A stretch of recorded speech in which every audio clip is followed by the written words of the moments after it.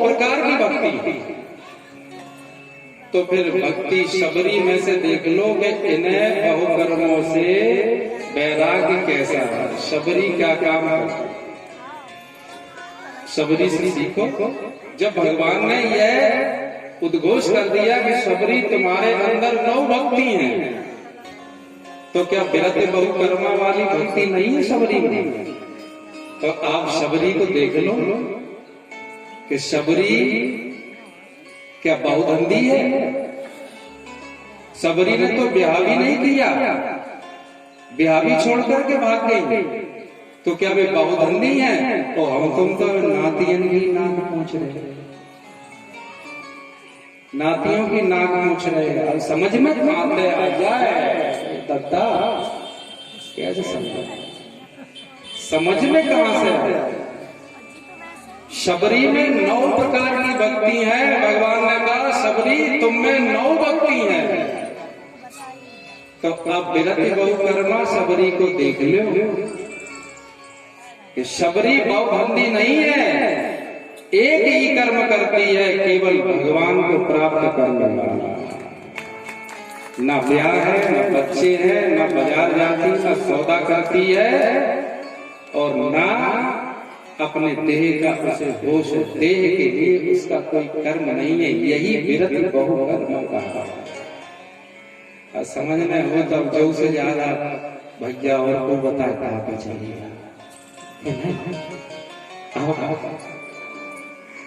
हम तो इतने डाटा झोला छापा बितनी बोतल लगाया, एक इंजेक्शन लगाया, और कौन सी दवाई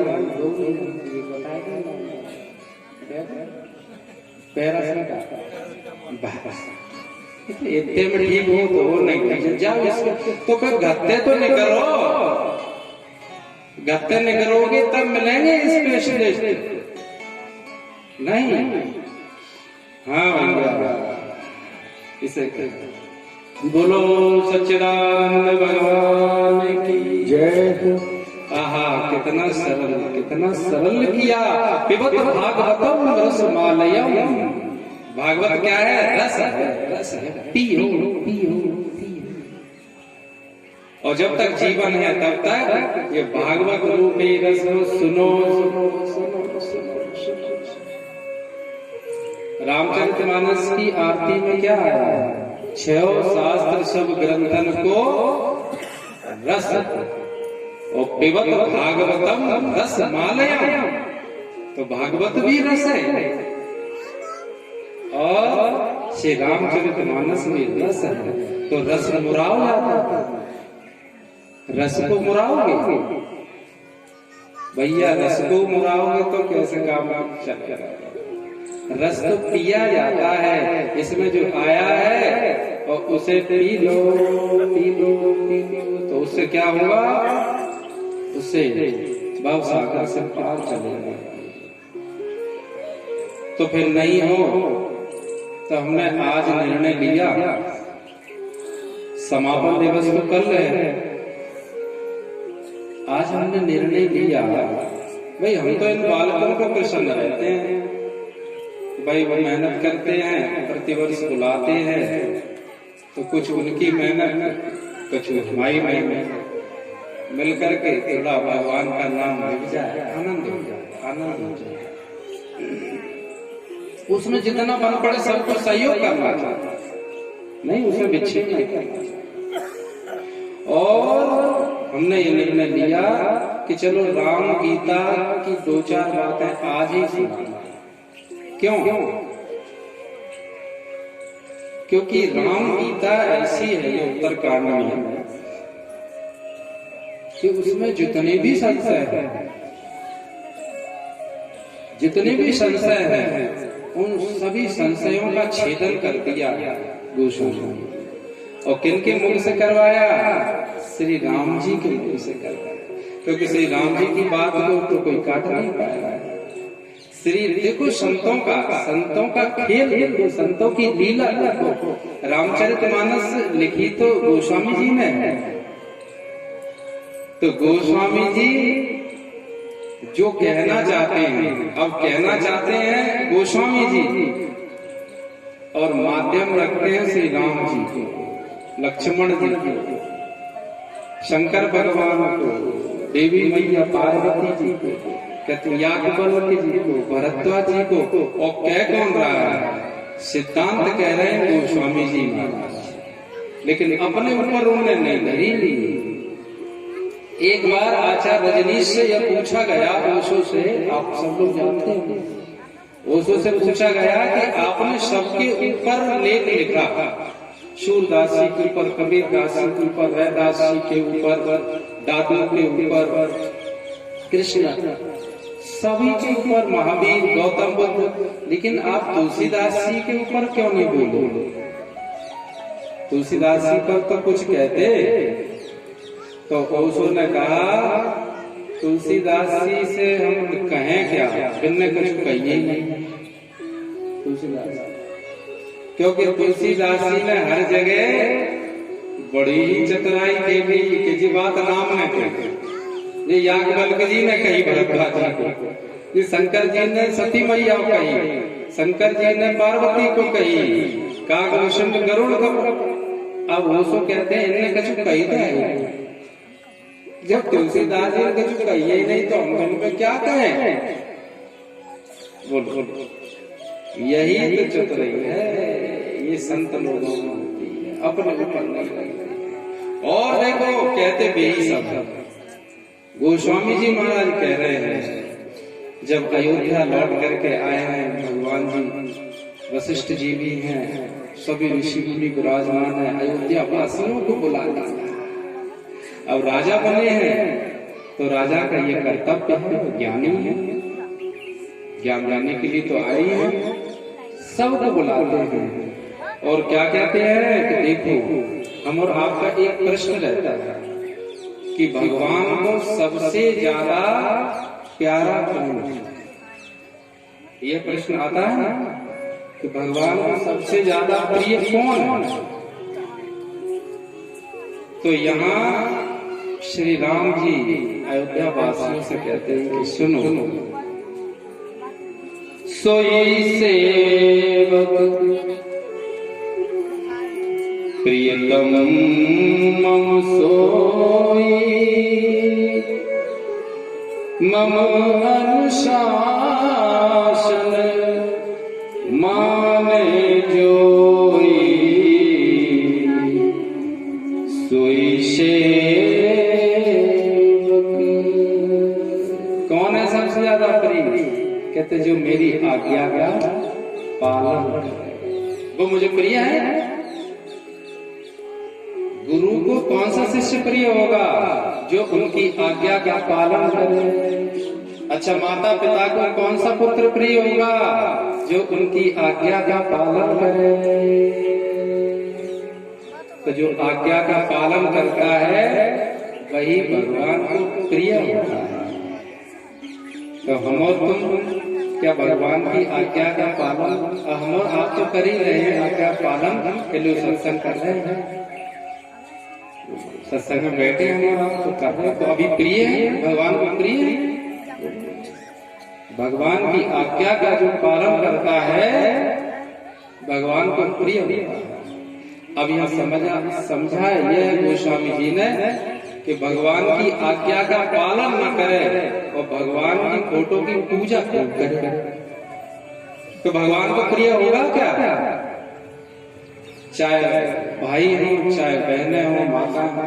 यदि कोई बहू बिटिया अपने सास ससुर को रोटी न दे, सास ससुर से पहले स्वयं भोजन कर ले, उनको भोजन न दे, उनसे अपशब्द बोले, उनको दुख दे और हनुमान चालीसा का पाठ करे, जय हनुमान ज्ञान गुण सागर और जय कपीस देव लोक उजागर, तो भगवान हनुमान जी महाराज के वो प्रिय हो जाएंगी, भगवान को प्रिय हो जाएगी। आज के समय पुत्र अपने माता पिता को भोजन की न पूछे, सामने बैठे माता पिता और स्वयं बढ़िया बढ़िया भोजन कर ले और वे भूखे, और फिर वह कहे रामायण का पाठ करे, तो भगवान प्रसन्न हो जाए। भैया हम नहीं कह रहे, यह ग्रंथ में लिखा है। सोई सेवक प्रियतम मम सोई। और भगवान क्या कहते हैं कि ये तो माता पिता हैं, ये तो सास ससुर है। यदि आपका पड़ोसी भी या आपके समक्ष कोई व्यक्ति भूखा बैठा है, आप भोजन कर रहे हो, आप कितना ही भोजन कर लेना, तुम्हारा भोजन लगेगा। जब तक एक उतारी नहीं बच सकती, बस पटवारी ही बजा सकता है और कोई नहीं बजा सकता। ऐसी बातों से नहीं बच सकती भैया। माता पिता तो वो वृद्धाश्रम में रह रहे हैं। कल कोई बात कह रहा था, हमारे राजू यादव जी कहते सही नहीं, पढ़े लिखों में अब क्या हो गया, अपने गांव में तो थोड़ा डर रहता है कि पड़ोसी का पैदा जी अपने बाप तो न डर पे से निकाले तो अपन चाह रहा है, लेकिन यह डर लगता है गाँव में। आप बड़े शहरों में जाके देखिए, आप कहते हैं IAS अफसर, IPS अफसर, STM फलाने हैं, ये कछु नहीं। आप एक दृष्टि देखो तो ये कुछ नहीं है। पिताजी की डेड बॉडी रखी है, लड़का कलेक्टर है, बहू STM है, वाटरवर्क्स की बात है जहाँ हमारा निवास है, और फोन किया जाता है, मोहल्ले के लोग फोन करते हैं तो कलेक्टर साहब आ जाओ, पिताजी वो कहते हैं तुम सब लोग मिलके जलाए दो, 13 को जितना बताया बाजना कोशिश करते हैं। शाबाश। अब चाहे मंदिर बनवा चाहे मस्जिद बनवा, भगवान को प्रिय नहीं हो सकते। ये सिद्धांत ग्रंथ में लिखा है। वही मुझे प्रिय है, भगवान कहते हैं, वही मुझे प्रिय है जो भले ही मेरे फोटो की आरती न उतारे, लेकिन मेरा कहना माने, वह मुझे प्रिय है।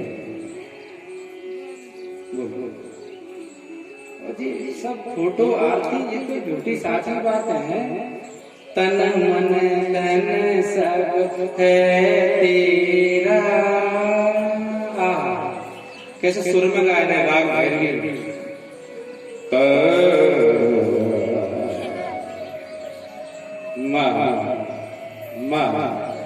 अरे भैया तन मन धन सब तेरा, तुम्हें पता नहीं।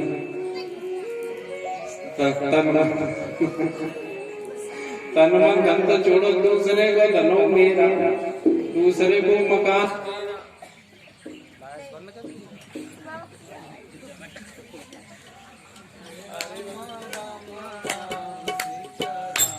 जय हो। भगवान श्री राम जी कहने लगे, हे अयोध्या वासियों, बड़े भागे मानुष तन पावा, शुर दुर्लभ सद्ग्रंथ निगावा, बड़े भागे मानुष तन पावा। कहने लगे कि जीव के बड़े भाग्य हैं कि मनुष्य का देह, बड़े भाग्य मनुष्य, बहुत बड़े बड़े। क्यों भाग्य हैं? क्योंकि ये देवताओं को भी दुर्लभ है। मनुष्य का देह देवताओं को भी दुर्लभ है। बड़े भाग्य मानुष तन पावा। ये सभी जितने भी ग्रंथ हैं, सब ग्रंथ हैं, सभी का उद्घोष है कि मनुष्य की देह के बराबर कोई दूसरा देह नहीं है। बोलो सच्चिदानंद भगवान की जय। हरे राम राम राम सीता राम राम राम, हरे राम राम राम सीता राम राम राम, हरे राम राम राम सीता राम राम राम, हरे राम राम राम सीता राम राम राम, हरे राम राम राम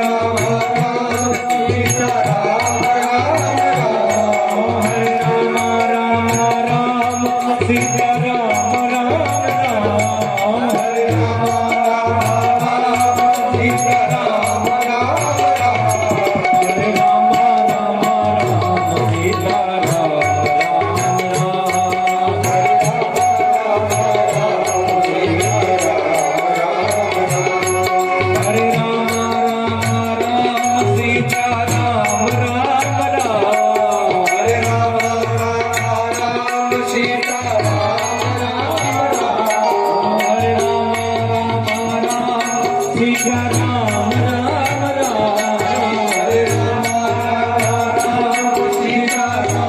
राम, हरे राम राम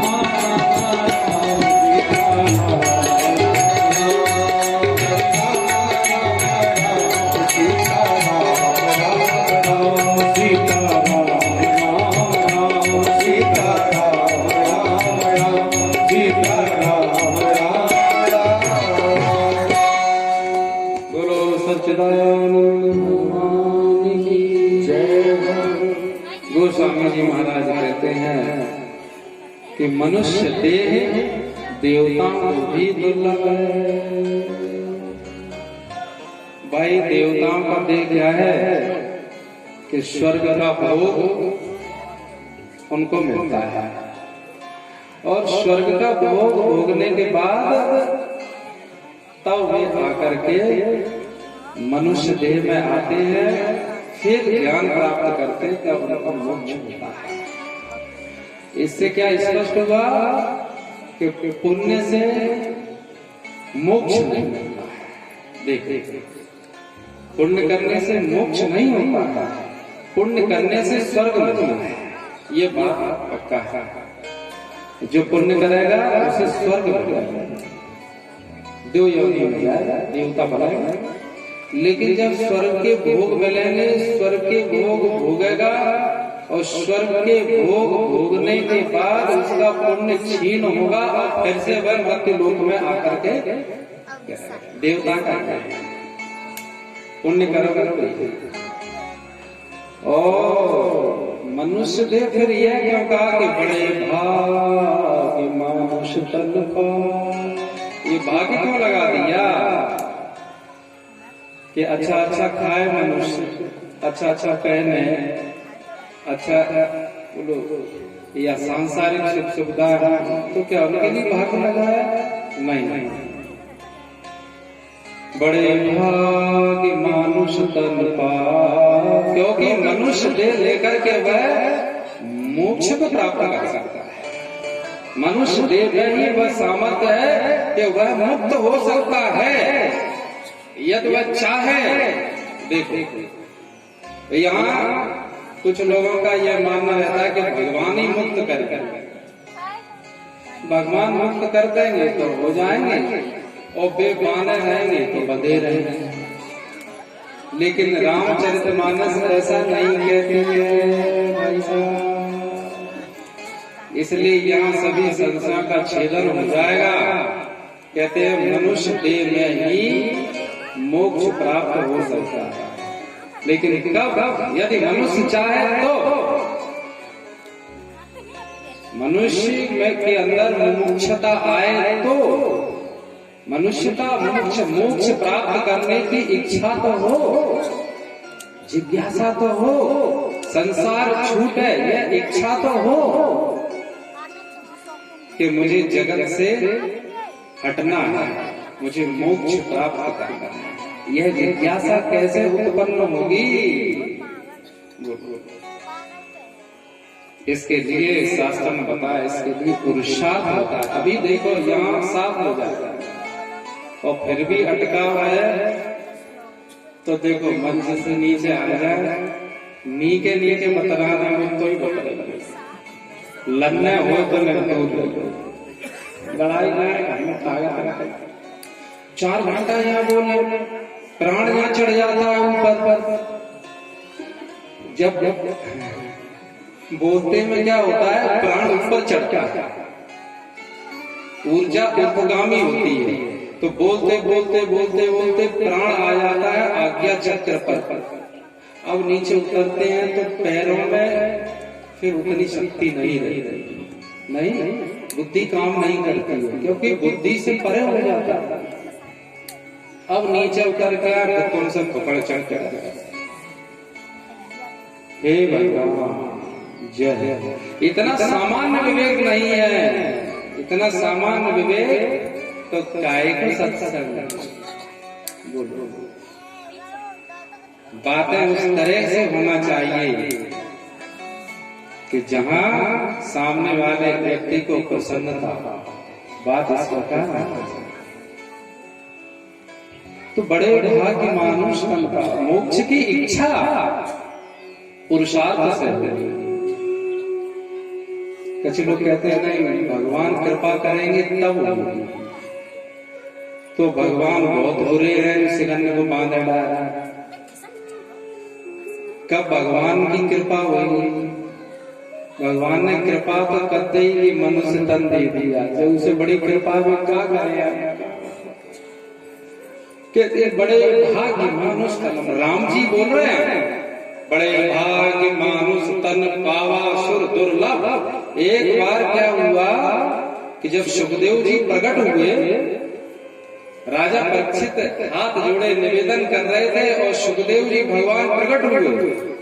सुखदेव जी ने कहा राजन तुम्हारी जिज्ञासा के कारण में प्रकट हुआ, आप देखिए ये शास्त्र का प्रमाण है। आपने कहा भागवत पढ़ते? हाँ हम भागवत पढ़ते हैं, भागवत से ही आपको प्रमाण देते हैं कि सुखदेव जी का प्राकट्य तब हुआ है, पहले राजा परीक्षित के मन में जिज्ञासा हुई है कि मुझे मोक्ष प्राप्त करना है, तब सुखदेव जी आए हैं। और सुखदेव जी ने जैसे ही आए तो देवता भी आ गए। देखिए देवता अमृत का कलश हाथ में लिए और सुखदेव जी के पास आकर के कहते हैं कि ऐसा करो महाराज, ये अमृत का कलश तुम लेके राजा परीक्षित को पिला दो और हमें भगवान की कथा सुनाई। देवता लोग कहते हैं। सुखदेव मुनि ने इतनी डांट लगाई देवताओं को कि भागते ही नहीं। सुखदेव जी कहते हैं तुम तो केवल भोग भोग सकते हो, अभी तुम कथा सुनने के अधिकारी